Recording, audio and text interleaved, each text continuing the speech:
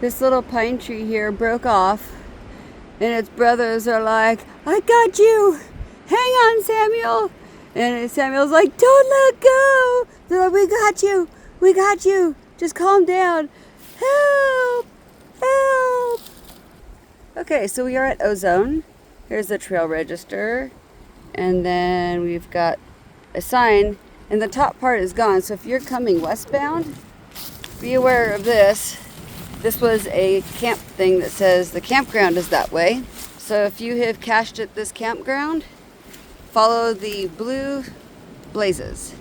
If you're walking past, then you go straight. Okay, this is the Mulberry, and it is another one that if you get to it and it's been raining a lot, it can be too hard to cross. But right now for us, it's looking like maybe ankle deep. So, and it got really cold and windy, and now we're gonna have wet feet. Awesome. So we're on top of this ridge now, and this has just turned out to be an absolutely miserable day. The temperature dropped and the winds are gusting. The place we're camping tonight is back in a little crevice area, so we're hoping it's going to keep us protected from this. It's a little miserable right now. Oh shit, that's video. I'm trying to take a picture to report it as a trail down because it helps the association when they know about these trees and they get reported. So I usually take a picture and then I put a little caption on there that says the mile point. So I figured since I hit video accidentally, I'll show you guys what I'm doing and let you know how much they would appreciate it if you do it too. Alright, we are at mile 78.5 at this beautiful place. This crummy winter weather has come in. It's been windy and cold, and it's supposed to get down to freezing tonight. But I figured before I climb in for the night, I'm going to show you guys around. So I've got my hammock set up right here, and I've got my doors closed because it's a winter tarp, and Camelback's got her duplex all set up, but every now and then we get a big gust of wind that comes through, and it is woo. But I'm going to climb back in where it's warm now. Good night. You hear that noise? That is sleet hitting my tarp. It has been sleeting. Well, first it started with tiny hail, and then it moved on to snow, and now it's sleeting. It's going to be hard to get up out of my hammock in the morning because I'm so snug and warm. That's how it is on the Ozark Highlands Trail, I guess. And mind you, this is March. Okay, I'm going to bed. Good night. And there goes Camelback hiking off. So this is the point where we separate. She's going to head back home because she has to work tomorrow. And I have enough days off to finish this, so I'm all packed up and I'm going to head off the opposite direction. Time for me to start hiking. And it was a cold, windy night last night, so I'm ready to get hiking and get warm. And by the way, it snowed last night. A little bit of evidence left over of it. It'll probably melt soon because it's going to warm up again. So today I had planned a almost 20-mile day, and my alarm didn't go off, so I overslept. Before Camelback left, we were talking about that we've just been going hard for 6 days, and I probably needed the rest anyway, and it may end up putting me further ahead by getting that rest. I'm solo from here on out. Well, the sun's tried to peek out several times. I'm down onto flat areas, but probably not for long, the way this trail goes. Oh, I see another backpacker coming. Okay, they're past. They're two nice gentlemen from the Houston area. Let's see, so my plan is to go to a place called Samuel's Lookout.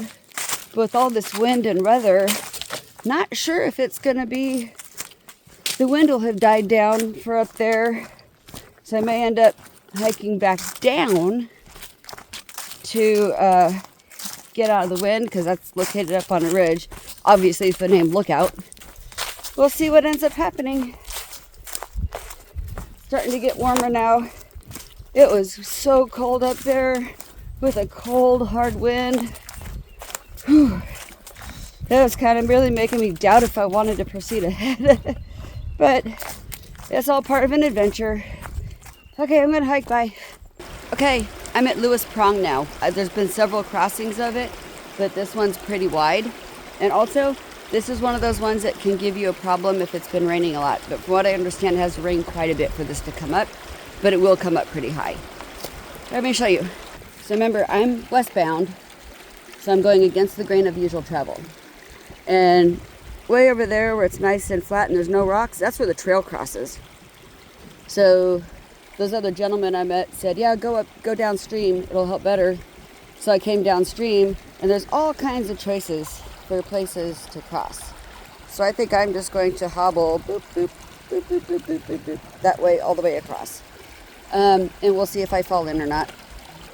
Here we go. I made it across. We did not have a replay of that miserable morning crossing the Kiamichi 9 times on the Washita Trail where I fell in. Oh my. It was a cold morning similar to this, and I fell in the river. Let's see how far I get today. I've been pretty lucky for a day that might be higher mileage. I've been able to knock out like 3 miles of just fairly flat and easy rolling, but I know I got some pretty significant climbs ahead of me. Okay, I have reached Lewis Prong, and this is the part where it can get really bad if there's been a lot of rain. So I don't know if you could see the erosion. That's how high this gets. So, but the blazes kind of lead you in a path to where it looks like I might be able to rock hop this whole thing. I'll go across those rocks right over there and then go across this little island, and there's more rocks on the other side that I think I can rock hop across. So let's see how it goes. Alright, so I mentioned that I'm solo. Something I haven't really talked about in any of my channels. People who know me know this. I'm a people person. I enjoy talking with people, getting to learn about other people. I don't know. A lot of people come out here alone and they just talk about, oh, the solitude. But to me, it just feels like loneliness. And I'm always fine while I'm hiking. It's when I get to camp and set up camp, I miss the laughter. I miss telling stories about stupid shit we did. And I always get a little like sad and weepy because mentally I just don't do very well with it. And I think a lot of it, the reason I feel that way when I get to camp is because I'm usually exhausted. So that's that. That's my sad story about loneliness. And I can tell the wind really gets cranking through here by all the fallen trees. And look at this mess. This big tree fell, and by the way, this tree next to me is a massive tree. It splintered all to hell. And then another tree fell down on top of it. Whoever maintains this little part, God bless them. They have a lot of work, or it might just be that they really enjoy chainsawing. It looks like they've been up here somewhat recently. This cut here, we call this a step through, is fairly new. It's pretty fresh. You still see the sawdust. Do you remember when I talked about with this being a karst region, I had mentioned caves. One of the things I also mentioned was sinkholes. This is one right here. So that's the edge of it. And you can see around, you can see all the debris. I mean, this would have sunk probably millions of years ago, and it leaves us this. See how it's perfectly horseshoe shaped? And you can see all the debris of what fell. And then eventually it eroded to look like this. And that green water color that you see here, that's because of limestone. So when the limestone is eroded and it's turned into this like really, really fine powder, it's these fine crystals. And when the light refracts off of those crystals, it creates this color. So like if you see a river that's all churned up, first it'll be brown because of all the mud. And then as the heavier sediment of the mud sinks down, then all that's going to be left is the lighter weight limestone crystals. So, and that's why you'll see that. And eventually, if it's let to just sit, it will turn into just like this perfectly crystal clear water. Is this what I think it is? Is this a 64? Woo! Yeah!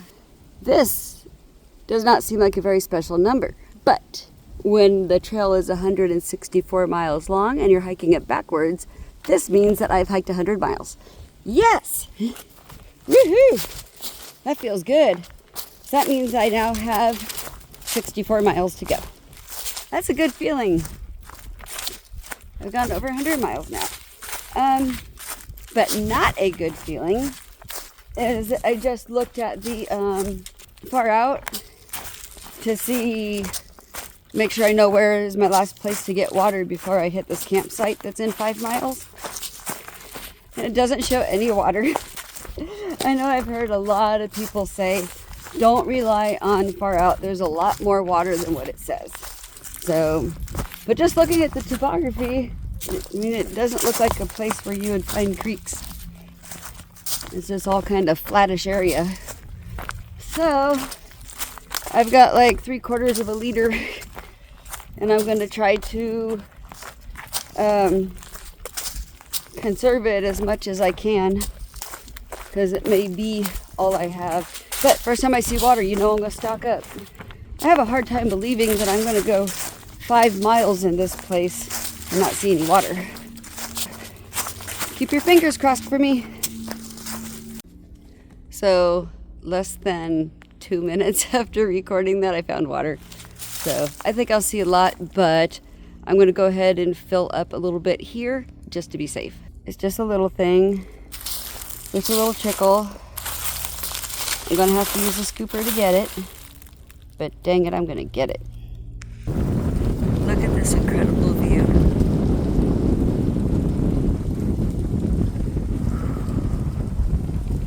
All right, here is my campsite. Look how cool that is. I hung my hammock between those 2 trees over there. I woke up this morning and it was 29 degrees. 29 degrees! Anyway, this little spot here is called Samuel's Lookout. And it's got a really great view. It had a beautiful sunset last night. So in this campsite here is named Samuel's Lookout in memory of Samuel. Hang on, Samuel! Don't let go! We got you! We got you! Help! Poor Samuel. He just never even had a chance. So the campsite is up there. And that campsite is at mile 59. If you stay there, if you're going eastbound, you'll cross this creek before you get to the campsite. If you're coming westbound like me, this creek is right afterwards. I wish I had known that before carrying all that water up here. It wasn't too bad though, because I resupply in 4 miles. So my pack was pretty light. Okay, y'all, this is something to be prepared for as you hike this trail. There is a lot of this, with trees just falling down totally across the trail. Some look very new, some look very old. So it's a mess. I'm gonna go up the hill and walk around. And also another thing I've been seeing is this like side hill kind of area. Like the trail will be worn away and eroded to the point that it just completely slopes down. So like the whole time you're hiking, you're at this weird slant. So be prepared for this kind of stuff because there's a lot of it and it will slow you down. Now I'm going to go figure out how to get around it. And I'm also going to take a picture to report it.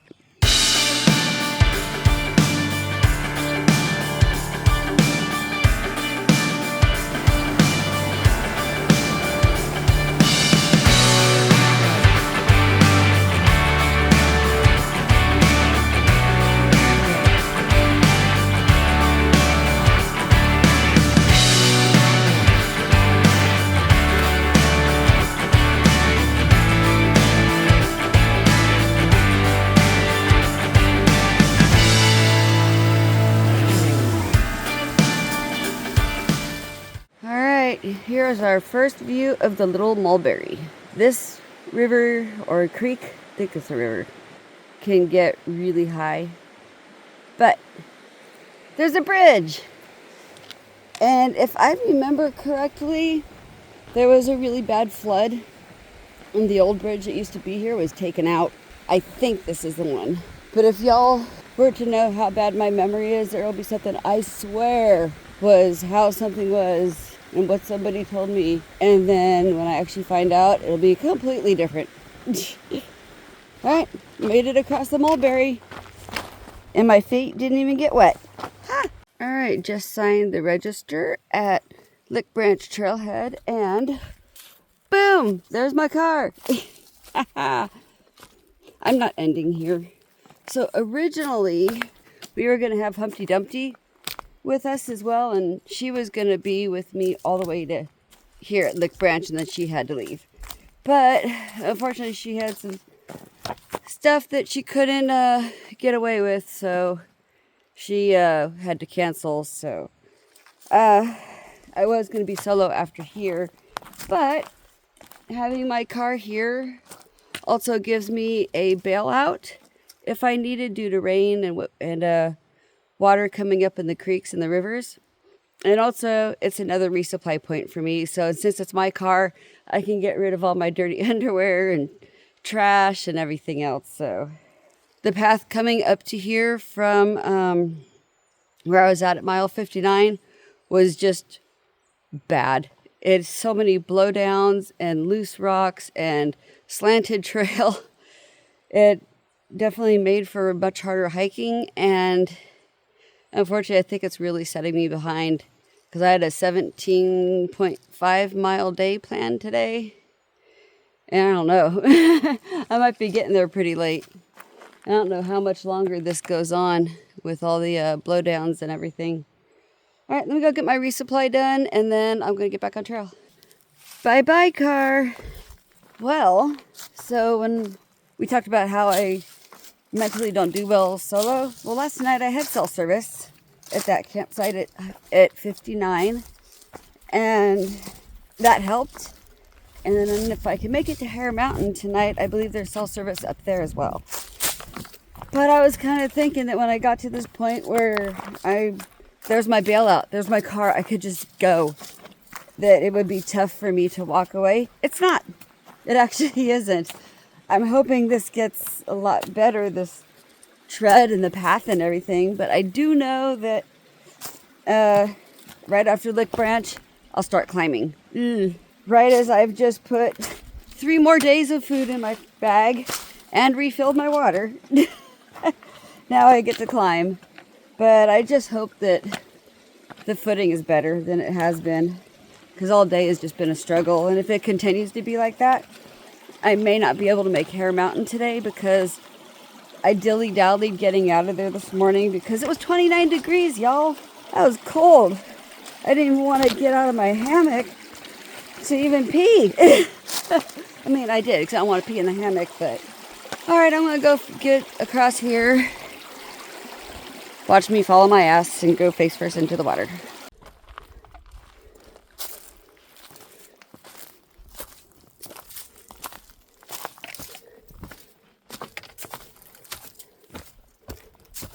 This is the Marinoni Scenic Area. It's named after Paul Marinoni.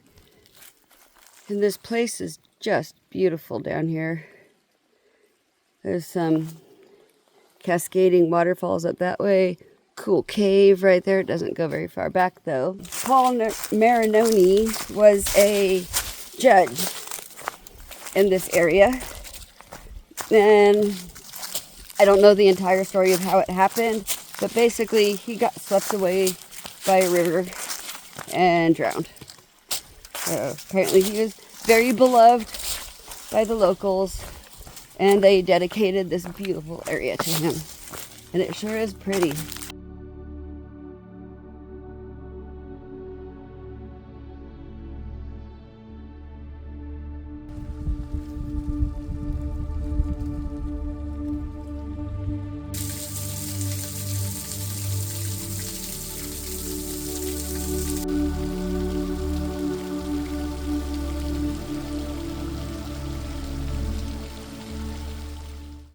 Okay, I've come up on a spur. Let's take a look.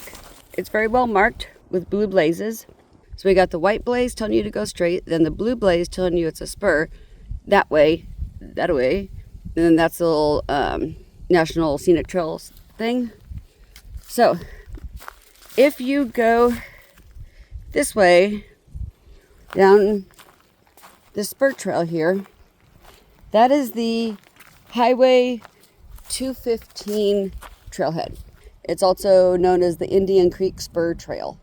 If, say, you were hiking westbound like me, there's been a lot of rain, Indian Creek is too high to cross, then you would take that spur so you could get off the trail. Because at that point, you're not going any further unless you have someone pick you up and then bail you back out. And I don't know if you can bushwhack back to the, like if you take the highway to cross the bridge, but I will ask. And at the end of the video, or I may just cut it in right here. Okay, I have an answer on this for you now. If you go down to the Indian Creek trailhead or that highway trailhead, you can cross the road bridge to get across Indian Creek, and then you can bushwhack your way back to the trail on the west side of the creek. Now that is private property, but I've been told the owner of that property shouldn't mind. Just stay as close to the creek as possible as you cross so you're not getting way onto his land. But apparently he's a good guy, he doesn't mind, and it's a good way to get around Indian Creek if you get stuck there. So that's good information to know. Lucky for me, this is my last creek that I have to cross. That would have been one that could stop me if it was raining a bunch. And it hasn't. So I shall go. Oh, these are really pretty. Look at the pretty flowers.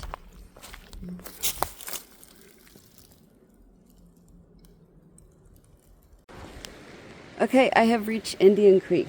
And right now it doesn't look like anything, and unfortunately, I'm gonna have to get my feet wet. All done. And I actually took my time crossing because that cold water felt really good on my sore feet. My feet hurt. Okay, I'm gonna go hike, and my phone gave me an alert that I'm getting low on space. So we'll see. I'm gonna have to take shorter clips from here on out, I guess.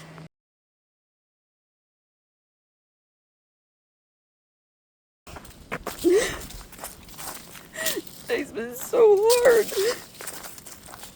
I'm carrying all this extra water because I don't know if the well's got a bucket or not. My ankle hurts.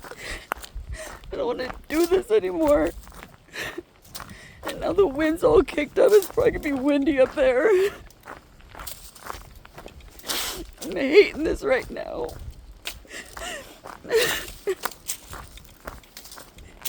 Today's been so hard.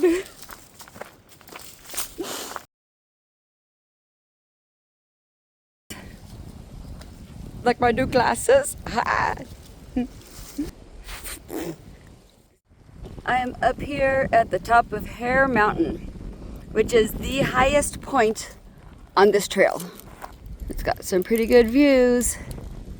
Everything far out said that there's no bucket in the well. And I don't know if that's been fixed yet or not, but I didn't want to risk it. So I carried water up here. And the last water supply was 4 miles before the top of this thing. So I am so happy to be here. I'm going to get to the campground, which is a little spur trail. I'm going to put my hammock up. And I'm not going to lie, I had a little meltdown on my way up here too. But I figure, hey, if you need to cry, cry, right? No one else is going to see it. It made me feel better afterwards.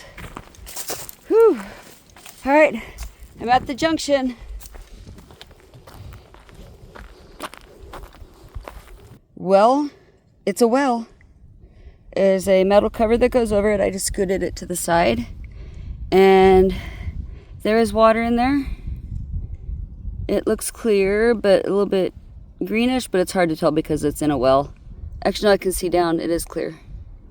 Okay, and then there is a bucket here with a line so you can get water out of the well. So I will update far out so other people don't come up here and drag a shit ton of water because they weren't sure there was a bucket. So there's also this chimney here, which explains why there's a well, because apparently there used to be a home up here. Pretty cool. Anyway, there's a trail, very obvious trail that came over here from the camping area. And I just followed the trail to the well. Let me show you these campsites. Here's the further back campsite. It's got room for all the tents. Very nice. All right, let me show you the other campsite, the one I'm gonna stay at because it has better trees for hanging my hammock. So I'm gonna probably hang right here. These trees look pretty healthy. And check this out. Ready? 1, 2, 3. A picnic table! Woo! Harrow Mountain Inn and Suites. I'm all checked in. So there's my little boat. I got my storm doors closed because of the wind. I think it's just sundown wind and it's gonna go away, but if not, I'm all set up in there. Just gonna go through my stuff, get changed into my sleep clothes, have something to eat, and I'm gonna go to bed because I'm tired. This was a tough day. But I did 17.5 miles. There's that awesome picnic table right there, and guess what I'm doing? Hanging out my hammock because it's out of the wind. Across the bridge, and then go back through it. I missed it. It was too hard to see.